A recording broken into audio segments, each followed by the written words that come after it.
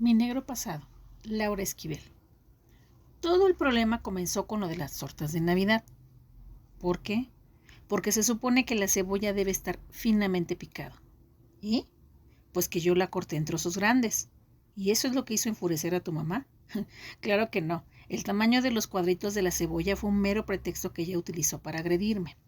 El error que cometí se podía solucionar perfectamente, pero ella empezó a decirme que nunca la escucho y que cada vez que rompo las reglas en la cocina se pone en evidencia mi valemadrismo. ¿Pero tú sabías que la cebolla debía ir finamente picada? ¿Y eso qué chingados importa? ¿Tú también te vas a poner de su lado? ¿No se supone que como mi psicoanalista deberías apoyarme? Como si no supieras que mi mamá me odia. ¿Qué te pasa? Lo único que intento saber es cuáles son los resortes emocionales que intervienen en tus problemas con la comida. Yo no tengo problemas con la comida. ¿No? Sí sabes que me dedico a atender a comedores compulsivos, ¿verdad? ¿Sabes qué? Chinga tu madre. María tomó su bolso y salió del consultorio dando un enorme portazo. Se detuvo un momento en las escaleras, pues sintió que le faltaba el aire. Estaba furiosa. No podía recordar quién le había recomendado esa psicoanalista. Quería llamarle en ese mismo instante para hacerle un reclamo. ¿Con qué tipa más imbécil e insensible le habían enviado? ¿Cómo se le ocurría que debía reaccionar después del repudio de su esposo y del rechazo colectivo al que se estaba enfrentando? Comer como descosida era mucho menos grave que recurrir a cualquier droga, y eso de ninguna manera significa que ella tuviera problemas con la comida. Total, pendeja. No pensaba volver a verla nunca más. Ya bastantes problemas tenía encima con las fiestas decembrinas como para aparte tener que lidiar con esa mujer. María sufría de depresión estacional y cada año se tenía que empastillar para poder asistir a las fiestas familiares de buen talante. No siempre lo lograba. Nunca sabía cómo vestirse para disimular su gordura y evitar las miradas de sus primos y primas sobre su enorme panza. Algunos parientes por ignorancia o simplemente mala leche le preguntaban si estaba embarazada. María invariablemente respondía que sí. Quería ver si el próximo año a esos mismos pendejos les iba a interesar preguntarle sobre sus supuestos hijos, pero jamás lo hacían. Ahora por primera vez tenía algo para sorprender a toda su parentela, pero a estas alturas ya todos debían de estar enterados. La historia comienza así. A comienzos de diciembre había nacido Horacio, el primogénito de María, un niño bello y sano pero inexplicablemente negro. Sí, negro como el azabache, negro como la luna negra que marcó su destino, negro como la oscura Navidad que se le había caído encima. A partir del nacimiento de un niño, toda su vida se trastocó.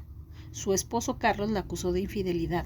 A su mamá literalmente le dio un ataque de nervios, y nadie pareció creerle que el niño era el producto del amor y que había sido engendrado dentro de un matrimonio legítimo con Carlos. María se había casado muy enamorada.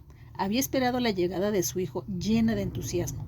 Incluso había pensado que ese nacimiento decembrino podía hacerla superar sus problemas con estas fiestas. Pero bueno, pues todo salió peor de lo que esperaba. Lo más triste era que no pudo amamantar al niño. Su estado emocional le afectó tanto que fue imposible hacerlo. Las hormonas se le alborotaron, la depresión posparto fue su verdadero infierno, y a pesar de todo, María hacía todo un gran esfuerzo sobrehumano para ser una madre funcional que atendía a su hijo diligentemente y que trataba por todos los medios de alimentar a un niño que se rehusaba a beber la leche de fórmula y por lo tanto lloraba constantemente. María terminaba llorando junto con él, y cuando ya no había más llanto dentro de sus ojos, cuando solo quedaban los sollozos, María y Horacio se miraban pidiendo comprensión uno al otro. María le acariciaba los rizos de la cabeza y le pedía su cooperación. El niño, sin palabras de por medio, la miraba profundamente y con resignación bebía la leche que su madre le daba. Cuando Horacio se dormía, María lo observaba con mucha curiosidad. Ese niño era un misterio. No podía dudar de su maternidad, sin lugar a dudas era su hijo. Ella lo había visto nacer, salió de sus entrañas. Pero sus facciones correspondían con las que había visto infinidad de veces en los videos de los ultrasonidos que le practicaron durante el embarazo.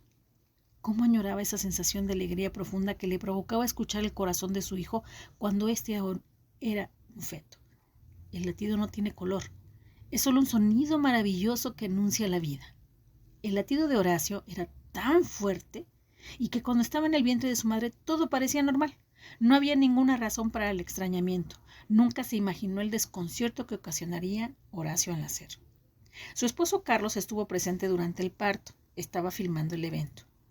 María recordaba claramente el rostro de Carlos cuando el niño nació y esa cara era de terror.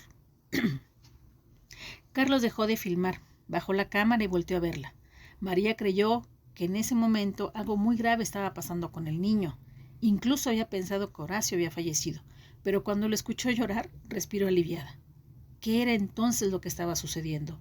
El doctor y Carlos se miraron con extrañeza. ¿Qué pasa?, preguntó María.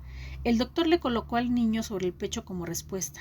En ese instante, Carlos salió de ahí antes de que María lo viera llorar. Ella vio a Horacio y no supo cómo reaccionar. Lo abrazó con cariño, pero llena de dudas. Era increíble lo que un color de piel puede provocar. Tanto María como Carlos eran blancos. Incluso él tenía el pelo rubio y María es de ojos verdes. ¿De dónde había salido Horacio con ese color de piel? Conforme pasaron los días, le fue urgiendo obtener una respuesta, y lo primero que se le ocurrió fue hacer una prueba de ADN, pero Carlos se rehusó.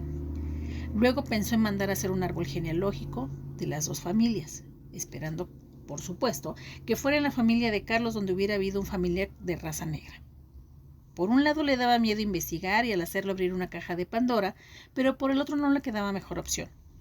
Ese preciso día se suponía que después de su cita con la psicoanalista se iba a entrevistar con una persona que se dedicaba a hacer ese tipo de investigaciones. Acababa de salir del edificio donde se encontraba el consultorio de la doctora para dirigirse a la del licenciado López, cuando en ese momento entró una llamada a su celular, y era de su hermano Fernando. ¿Dónde estás?, le preguntó él, saliendo de la psicoanalista. Oye, por cierto, ¿tú fuiste el que me la recomendó? No, ¿por qué? Pues nada. Oye, te llamo para informarte que a mi mamá le dio un infarto. Nos estamos yendo al hospital. Dejé a Horacio con Blanca. Dice que si quieres, ella lo cuida para que puedas venir conmigo. María no daba crédito a lo que escuchaba.